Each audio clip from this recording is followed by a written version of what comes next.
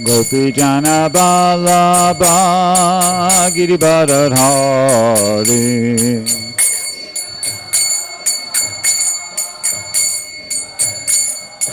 Yasodanandana Brajajana Ranjana Yamuna Tira Banachari Jaya Radha Madhava Kunja Bihari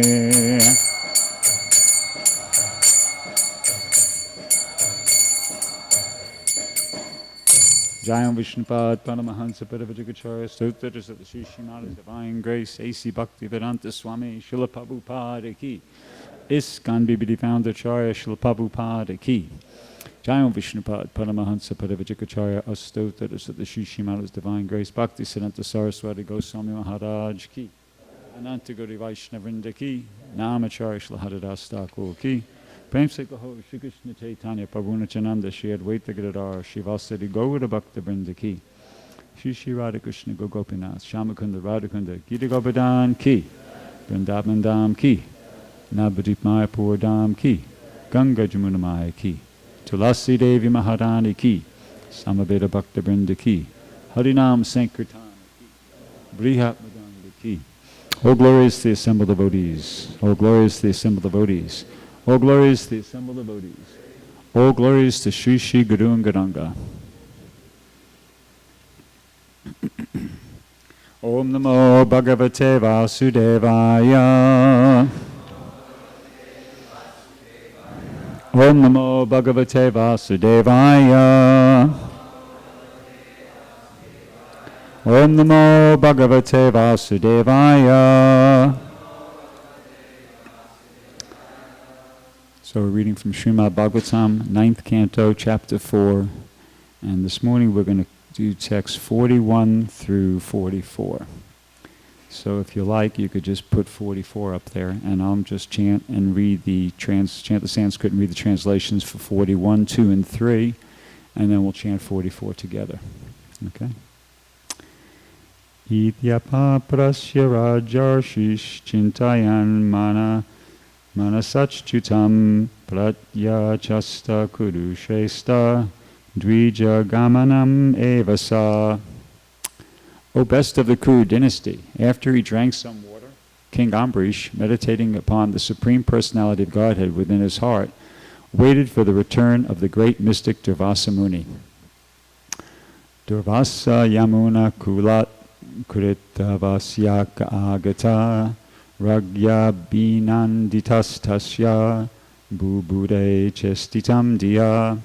After executing the ritualistic ceremonies to be performed at noon, Durvasa returned from the bank of the Yamuna. The king received him well, offering all respects.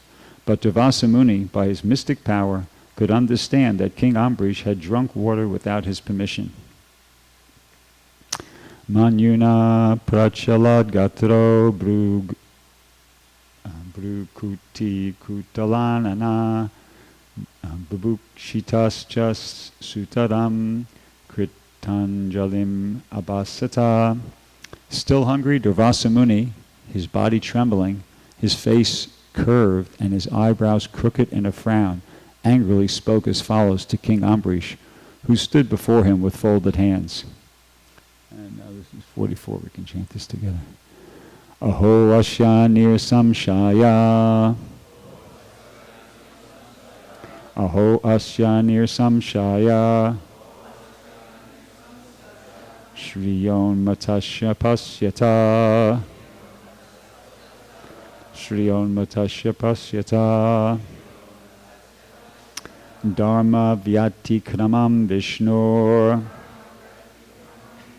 Dharma vyati kramam vishnur. Abhaktasye shamanina. Abhaktasye shamanina.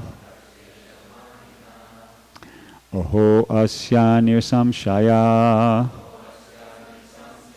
Shriyon matasya pasyata. Dharma vyati kramam Vishnor abhakta sheshamanina.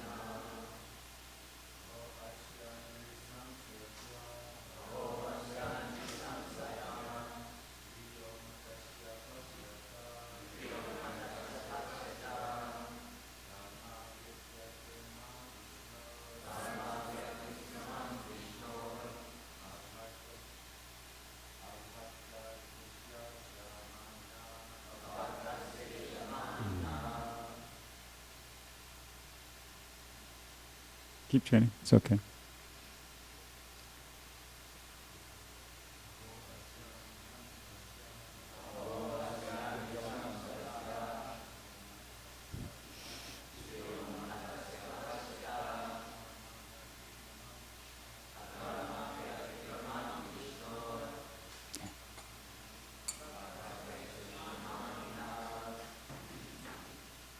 Vaishnavis.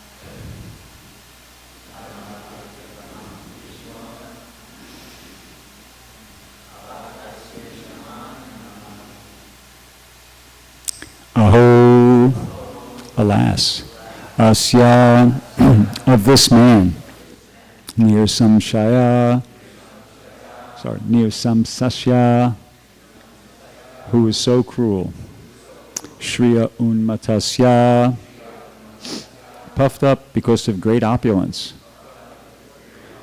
pasyata, everyone just see, dharma vyatikramam, the transgression of the regulative principles of religion. Vishnu abhaktasya, who is not a devotee of Lord Vishnu. Ishamanina, considering himself the Supreme Lord, independent of everything. Translation and purport by His Divine Grace A.C. Bhaktivedanta Swami Srila Prabhupada. Alas, just see the behavior of this cruel man. He is not a devotee of Lord Vishnu. Being proud of his material opulence and his position, he considers himself God. Just see how he has transgressed the laws of religion. Purport. Srila Vishwanath Chakravarti Thakur diverted the entire meaning of this verse as spoken by Durvasa Muni.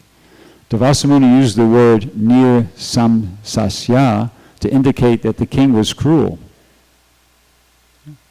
But Vishwanath Chakravarti Thakur interprets it to mean that the king's character was glorified by all the local people.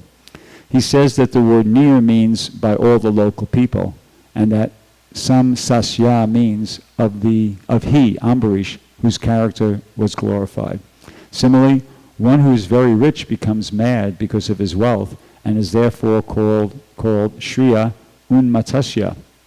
But Vishwanath Chakravarti Thakur interprets these words to mean that although Maharaj Ambrish was such an opulent king, he was not mad after money. He had already surpassed the madness of material opulence.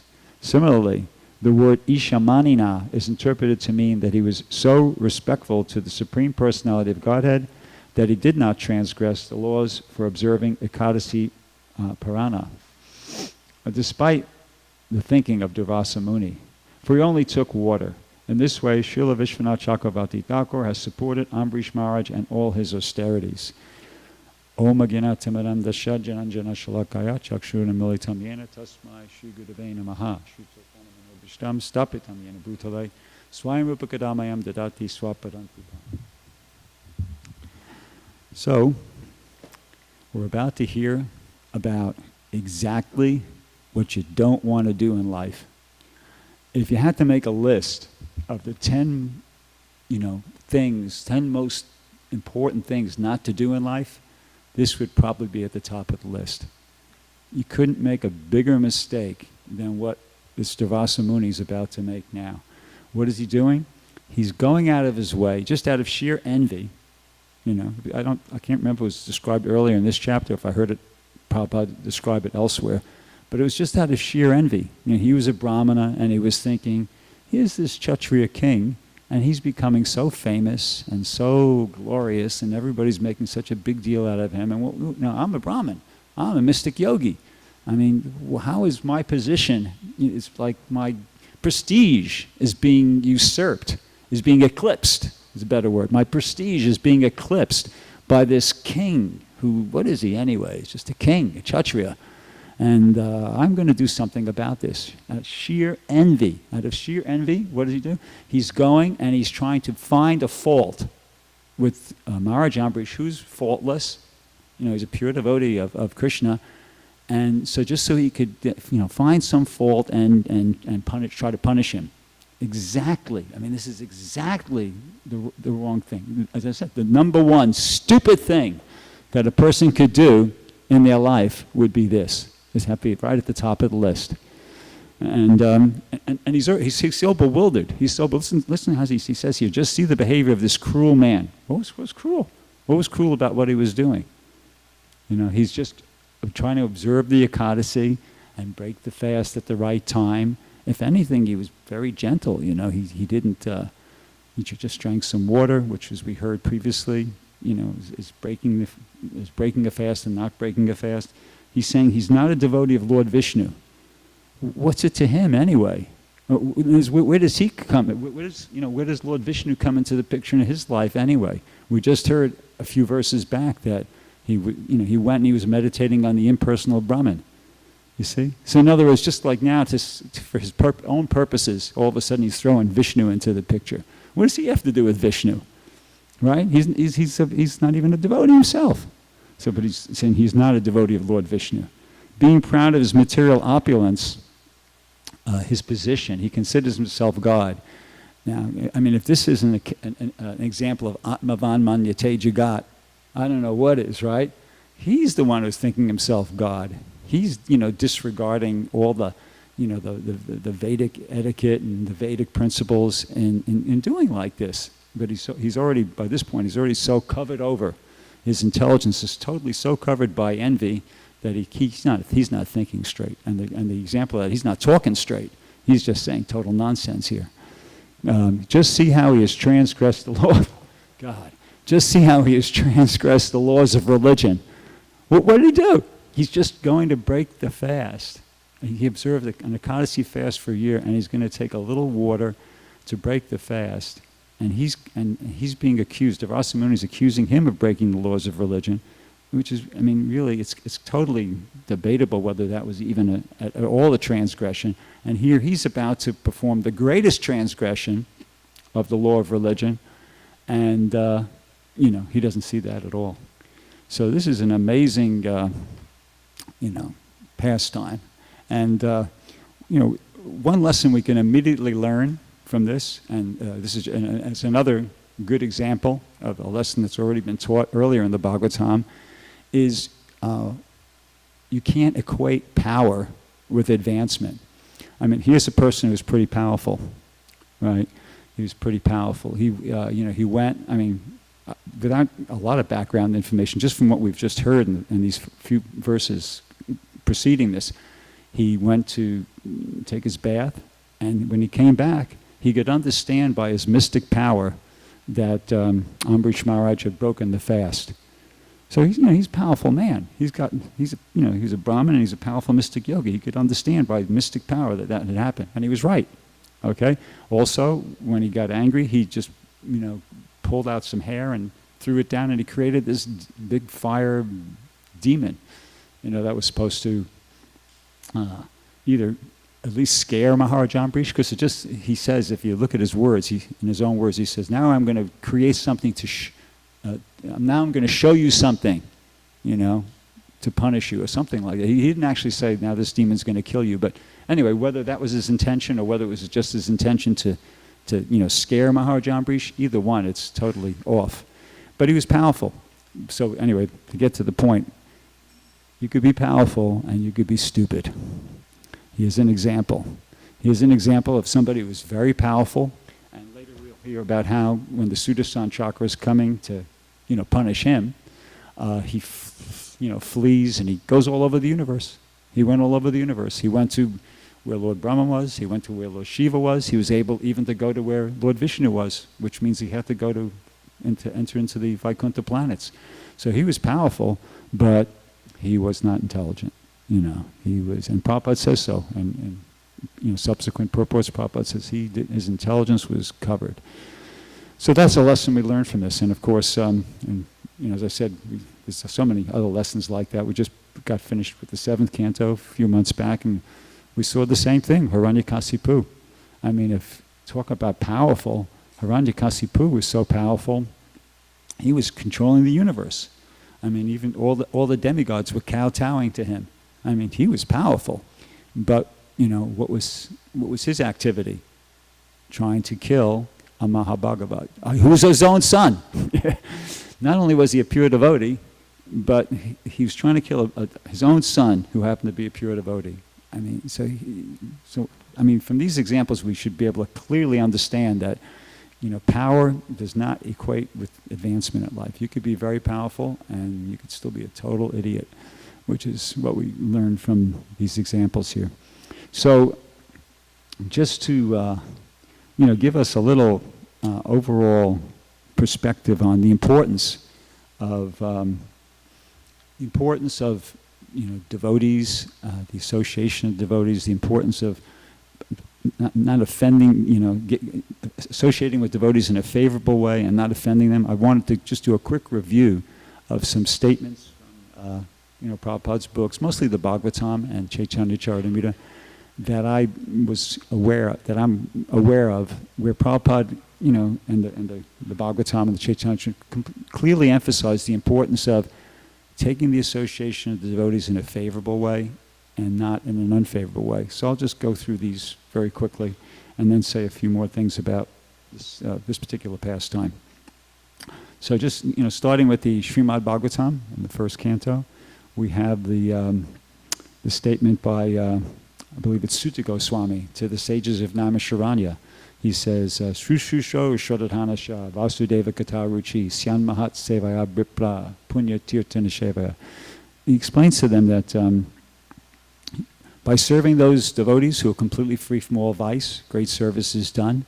And by that, as a result of that service, one acquires an affinity for hearing the messages of Vasudeva Kataruchi.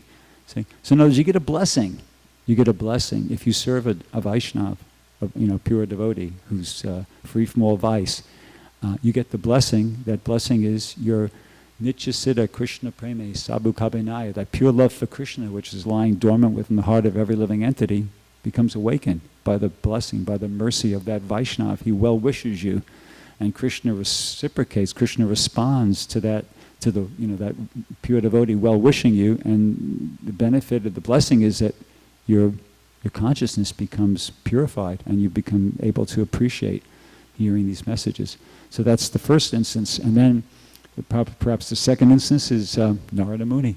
Just the story of Narada Muni.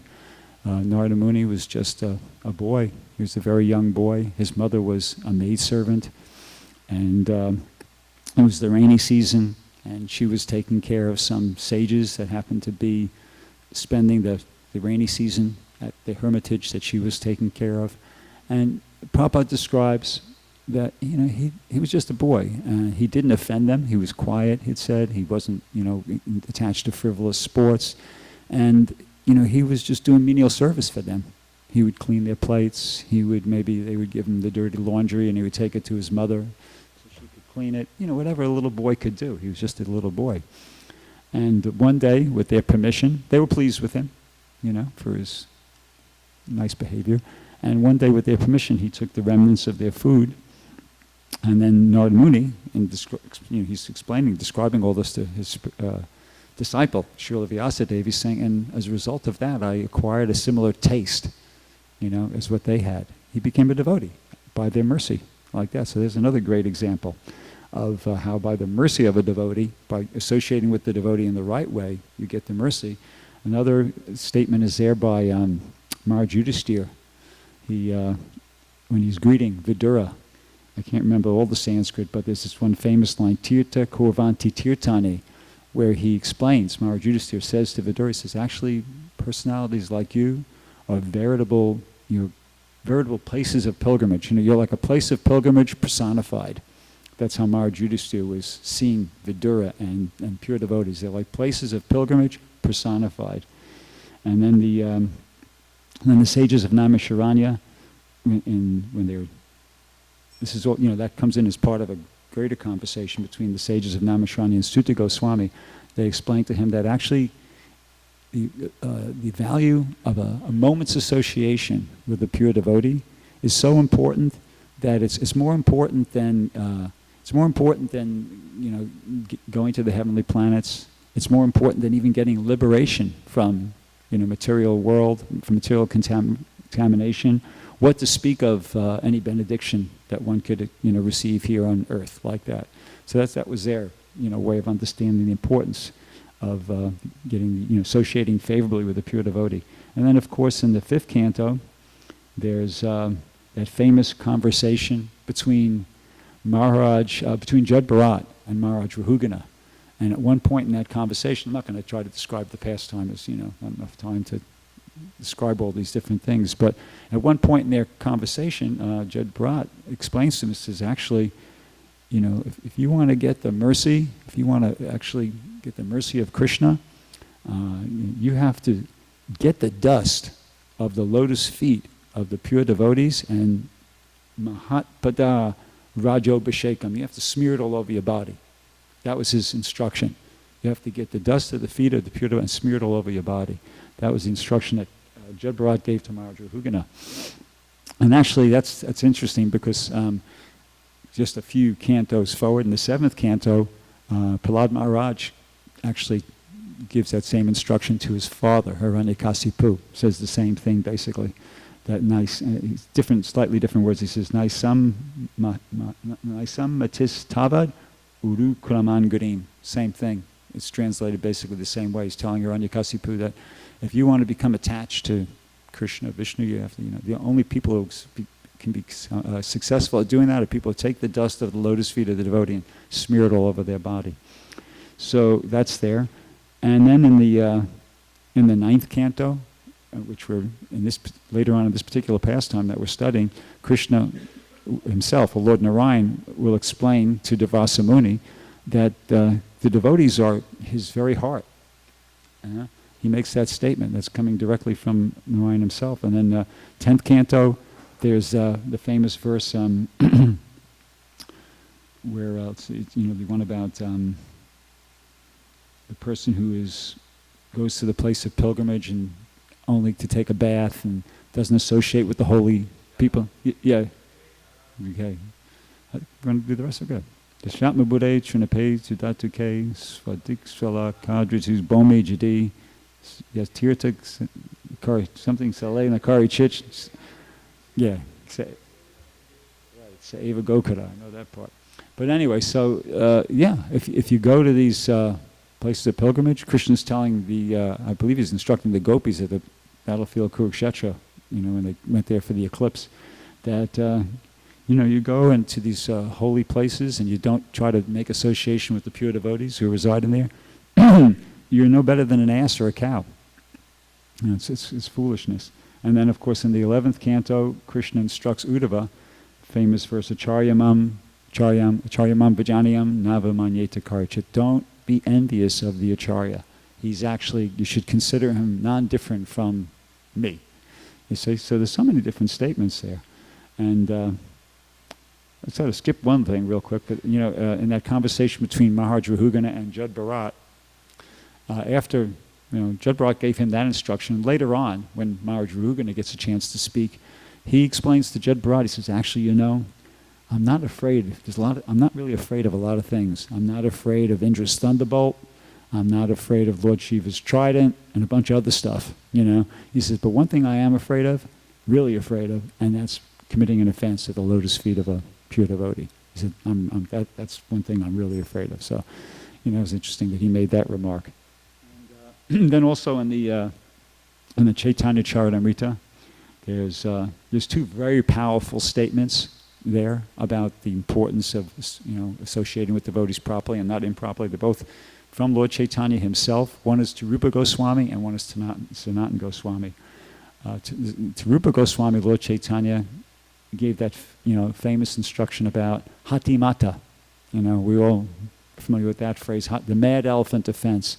And he was explaining to him that this is in a section where he's talking about the devotional creeper and how you have to plant the seed and water it by hearing and chanting and be careful to take out the weeds and this and that. And then after a few different instructions, he points out to him and says, but the one thing you want to be really careful not to do is don't commit an offense to a devotee, because that's like a mad elephant getting into the garden. He could just rip it all up. He'll rip it up to pieces in no time. And what you've been working to develop for quite some time, weeks, months perhaps, in a matter of minutes, will just be totally destroyed by the elephant just going in there and just wreaking havoc throughout your garden. So he gave that instruction to Rupa Goswami, and then subsequent to that he was instructing Sanatana Goswami, and he gave the famous instruction about the importance of associating with the devotees. He said, Sadhu Sangha, Shava Shastri Koi, Lava Matra Sadhu Sangha, Sarva Siddhi Hoy. That actually, even if you are fortunate enough to associate with a pure devotee for a Lava Matra, which is, I think, an 11th of a second, that's it. That's sufficient. That's sufficient in and of itself to, give all perfection. See, so many strong statements are there. And then in the Padma Purana, there's an interesting exchange between Lord Shiva and his wife, Parvati. Actually, on one occasion, she was inquiring from him, what's the highest form of worship anyway? And he said, he said, Aradhananam sarvesham, Vishnu aradhanam param, tasmat parataram devi, tadiyanam samacharam. So he explained to her, he said, my dear wife, of all kinds of worship of Lord Vishnu is the highest, but even higher than the worship of Lord Vishnu is the worship of the devotee, you see? So it's the highest thing. And what else? Yeah, so anyway, getting back to this pastime. So, we could understand if we, think about all these different statements and just all the different instructions we've heard throughout Prabhupada's books. This is like, as I started off by saying, kind of the number one, thing you don't want to do. You really don't want to do this. It's just like it's, especially for a devotee. I mean, this is like the number one no, stupid thing you could do. Try, be offensive or disrespectful to a devotee.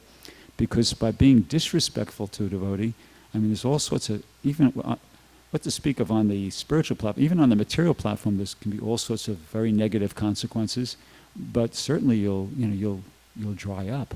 You'll lose the mercy. You're going to lose that opportunity to advance in devotional service. And there's actually examples in the scriptures of devotees who got leprosy and even on the physical platform, there's problems. I think there's one statement in the Bhagavatam, I couldn't find it when I was trying to study this morning, about how if one offends a great soul, his duration of life, his opulence, his duration of life, all the the positive things that people want in material life, they all are diminished. That you lose your duration of life, you lose your health, you lose your money, you lose everything. You just lose. It's just lose, lose, lose. So it's just really not a good program. And on the other hand, we get information. There's one really nice pastime in the Chaitanya Charitamrita, and it has a purport accompanied with it, where we get information about the other, the other end of the spectrum of how important it is to, serve the devotees nicely. There's this pastime where, actually, it's a pastime, and there's another instruction in connection with it. Where Lord Chaitanya was in Jagannath Puri, and it was just after the bathing ceremony of Lord Jagannath, and he was feeling a lot of separation from Lord Jagannath, so he decided to go to Lalanath, and because he was really in the mood of the gopis, and he was just feeling a lot of separation. So he did that. The devotees then were feeling a lot of separation from Lord Chaitanya, so they were thinking, how do we get him back? It's just going to be 2 weeks. He's just going to be there all by himself. We want him back. So fortunately, it just so happened that it was right at that same time that a lot of devotees were coming from Bengal. So they thought, okay, here's the way. So Gopinath Acharya went there, and he spoke with Lord Chaitanya. He told him, hey, the devotees, we want you to come back to Jagannath Puri. And Lord Chaitanya's going, no, it's okay. I'm here. I'm just. He said, but all the devotees are coming from Bengal, and they're going to, they're coming to see you. So Lord Chaitanya agreed on those grounds to come back to Jagannath Puri. So then Gopinath Acharya went to give a message to, he went to tell that to King Prataparuja that, okay, these devotees are coming, Lord Chaitanya is coming back to Jagannath Puri, and all these devotees are coming, about 200 devotees are coming from Bengal, and so I need accommodations for them, and I need arrangements for prasadam. And King Prataparuja, he said, oh yeah, sure, no problem. He was already a devotee at that point. He hadn't yet got the association of Lord Chaitanya at that point. He was really hankering, and he was happy to do that. So, and then he made the request. He said, I could see all these devotees coming out. Who are they? I'd like to know who they are. Yes, that's a Sarvabhauma Bhattacharya. And Sarvabhauma Bhattacharya said, actually, I don't really know him. I wish I did, but I don't. But Gopinath Acharya, he knows all of them, and he'll describe to you, he'll describe each of their identities to you. So they went up on the roof of the palace, and as the saints came marching in, I won't sing it for you, everybody knows that song, but as the saints came marching in, he was one by one describing, Gopinath Acharya to Sarvabhauma Bhattacharya, this is Advaita Acharya, and he's even honored by Lord Chaitanya, so he's like the topmost devotee, and then this one came, and then that one came, and like that, you see? So that was happening. And so then, then there's an interesting instruction that Prabhupada gives in the purport, in his purport to one of these verses, where he's talking about all these different devotees are being described, and Prabhupada says here, the translation is, this is Gopinath Acharya speaking, says, here is Raghava Pandit, here is Acharya Nandana, there is Sriman Pandit, and here are Srikanta and Narayan. And in Prabhupada's purport he says, Narottam Das Thakur, honoring the personal associates of Lord Sri Chaitanya Mahaprabhu, has sung as follows. Godongera Sangi Gani, Nitya Siddha Kadimani, Se Yaya Vajendra Sutapash. One who is intelligent understands that all the personal associates and devotees of Lord Sri Chaitanya Mahaprabhu are ever liberated. This means that because they are always engaged in the devotional service of the Lord, they do not belong to this material world. One who is engaged in the Lord's devotional service 24 hours daily and never forgets the Lord is called Nitya Siddha. Srila Rupa Goswami confirms this statement. Iha yasya harer dasye karmana manasa gira nikalashvapya vashtashu jivan muktasu uchate. A person acting in the service of Krishna with body, mind, and intelligence and words is a liberated person even within the material world, although he may be engaged in so many so-called material activities. Bhakti Rasamrita Sindhu 187. A devotee is always thinking of how better to serve Lord Krishna, the Supreme Personality of Godhead, and how to broadcast his name, fame, and qualities throughout the world. One who is Nitya Siddha has no business other than broadcasting the glories of the Lord all over the world to his ability. Such people are already associates of Lord Chaitanya Mahaprabhu. Therefore, Narottam Das Thakur says, Nitya Siddhi Kadimani. Now here it comes. This part I wanted everybody to pay particular attention to. One should not think that because Sri Chaitanya Mahaprabhu was personally present 500 years ago, only his associates were liberated. Only his associates were liberated. Rather, Srila Narottam Das Thakur says that anyone is a Nityasiddha if he acts on behalf of Sri Chaitanya Mahaprabhu by spreading the glories of the holy name of the Lord. We should respect those devotees preaching the glories of the Lord as Nityasiddha and should not consider them conditioned. That's really an important instruction. And he goes on to say, simply by accepting the associates of Lord Chaitanya Mahaprabhu as Nityasiddha, one can very easily go back home, back to Godhead. And elsewhere, there's one more instruction that further kind of gives us further insight into that particular point. This is actually from an earlier section of the Chaitanya Charitamrita. I don't know who's speaking here. I forgot to, go far enough back and see, but it says, I guess it's Krishnadas Kaviraj Goswami. He says, all these devotees, referring to the devotees of Lord Chaitanya, all these devotees had an unlimited strength to deliver unobstructed, unceasing love of Krishna. By their own strength, they could offer anyone Krishna and love of Krishna. Okay? This is why. I mean, you just heard. This is why we want to be so careful, so respectful in how we associate with devotees. You see? It's way more than just some sentimental thing. Like have good manners, be nice to everybody, It's way more than that. I mean, this is like, it's like so important because they have the power. They have the power to actually, and we just heard how even the devotees who are fully preaching today, they could be considered, according to Narottam Das Thakur, as eternal associates of Lord Chaitanya. And here we're hearing that they have the power to deliver unobstructed, unceasing love of Krishna. By their own strength, they could offer anyone Krishna and love for Krishna. This is Krishnadas Kaviraj Goswami speaking, okay? I'll read you Prabhupada's purport. Short. Srila Bhaktivinoda Thakur has sung, Krishna se tomara, Krishna diti pada, tomara sakati ache. In this song, Bhaktivinoda Thakur describes that a pure Vaishnava, as the proprietor of Krishna and love of Krishna, can deliver both to anyone and everyone he likes. Therefore, to get Krishna and love of Krishna, one must seek the mercy of pure devotees. Srila Vishwanath Chakravarti Thakur also says, Yasya prashadat bhagavat prasado yasya prasada nagati katopi. By the mercy of the spiritual master, one is blessed by the mercy of Krishna. Without the grace of the spiritual master, one cannot make any advancement. End quote. Prabhupada again. By the grace of a Vaishnava or bona fide spiritual master, one can get both love of Godhead, Krishna, and Krishna himself. So in conclusion, we should do everything we possibly can to not follow in the footsteps of Durvasa Muni, on seeing that to be clearly the number one, as I started off by saying, I said it before, I said it again, the number one most stupid, unintelligent thing you could possibly do in life is, try to find fault with devotees in general, and especially devotees who are, preaching, dedicating their lives to preaching Krishna consciousness. And that's, don't do that. And we should try to follow in the footsteps of, let's say Narada Muni, to give an example, who was very humble and submissive to the great devotees, and look at the blessing he got. So there's so much more that could be said about this, but I kind of reached my time limit, so I'll stop there. Does anybody have any questions or comments? Ramaswar Prabhu.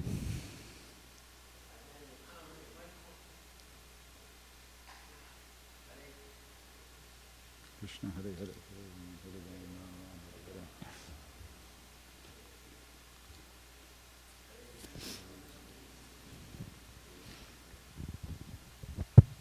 Hare Krishna. Thank you for that wonderful instruction. And I saw something yesterday that almost exactly corresponds to what you were saying. I went to visit my dear god sister, Paisvini, Dasa yesterday to say goodbye.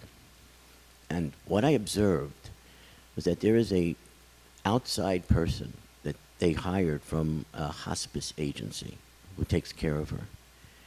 And because this woman is serving a devotee, she had no idea it was a devotee. And devotees come to see her, so she's now getting association with other devotees, plus serving a devotee. This outside person is chanting Hare Krishna and is eating Krishna Prasadam and is completely becoming a devotee right in front of our eyes. By serving the Vaishnava, she's become a devotee herself. So it's exactly what you were saying. Very wonderful. Yeah. Thank you. Thank you. Very powerful. Archita Prabhu?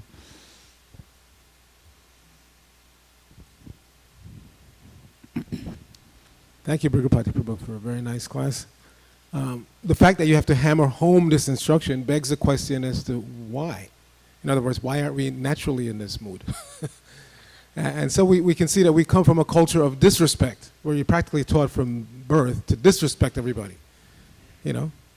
And so it becomes very, very difficult for us to make the leap to respecting everyone. So I just wanted to add that in addition to hammering home the importance of not offending devotees, we should extend it to everyone. That's really the Vedic culture, and that's why it was possible in that age. And that's why it's so surprising that Durvasa Muni is transgressing all of this, because in the Vedic age you were taught to respect everyone. From birth, you were taught to respect everyone and give extra respect to those who are highly elevated. But in our culture, we're taught to disrespect everybody. The government, the mayor, the police, everybody, disrespect everybody. Let them prove themselves, and then maybe give them a little respect. But the Vedic culture is just the opposite. Automatically give everybody respect, and then you're trained to give extra respect to those who are highly elevated. So maybe you can add from your personal experience how to make that leap from the culture of disrespect to respecting everyone, and then going even further and really respecting the devotee.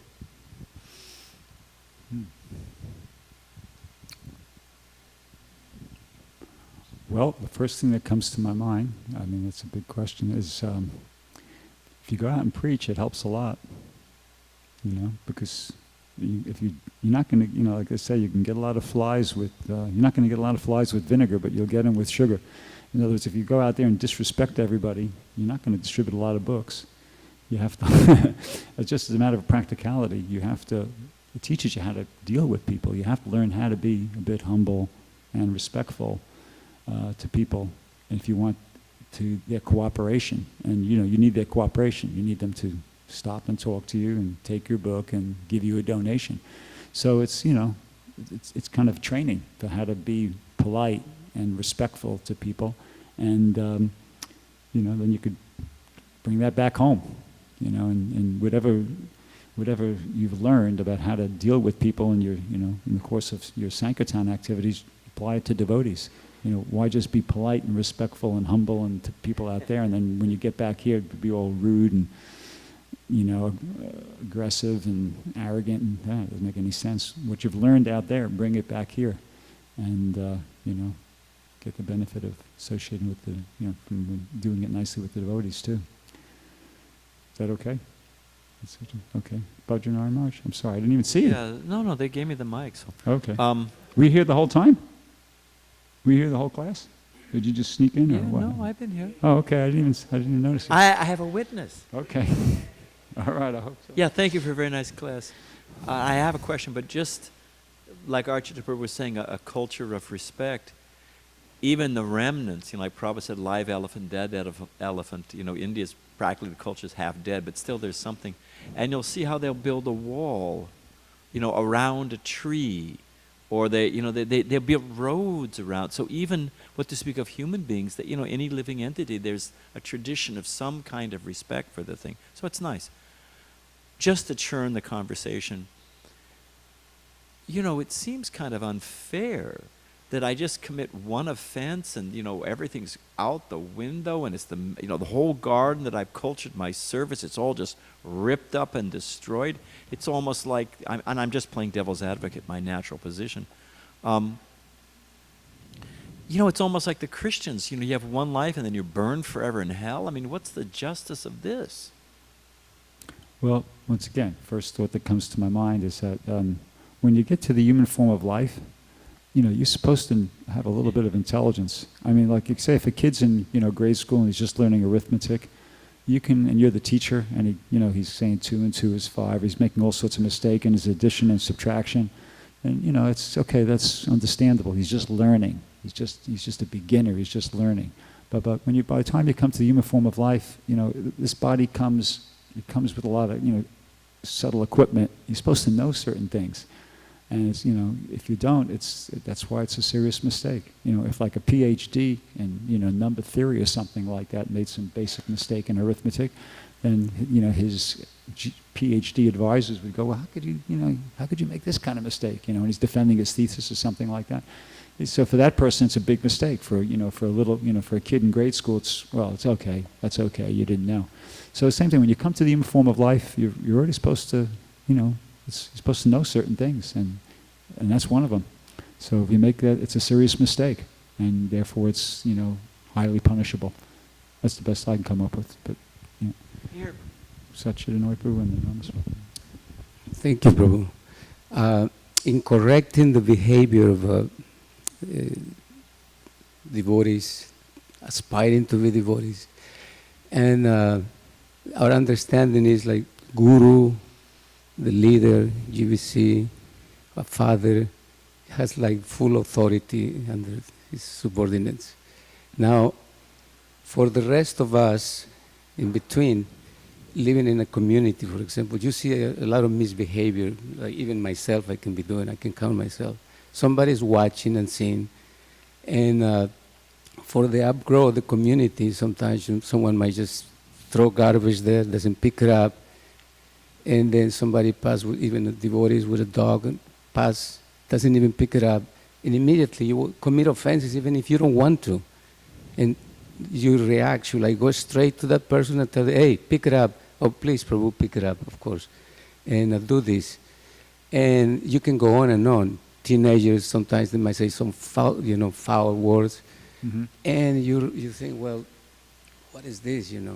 Should I do this? Should I go and go to the authorities? They're too busy doing so many things, and what to speak of the different policies against ISKCON, that somebody might be chanting Hare Krishna, coming here, and worshiping the deities, and it's bewildering. Okay, but what's the question? And then the question is, and still, you see this person is, the particular person is canvassing, bring him into some other place. And, so what do you do at this time? Are you committing offenses to go straight for and talk to them? And, like, don't do this because of this and that. Would that be like the question, would that be like offensive to go out of your way when you're not like a leader or authority or father to a particular person, but you have concern for the community to be uplifted?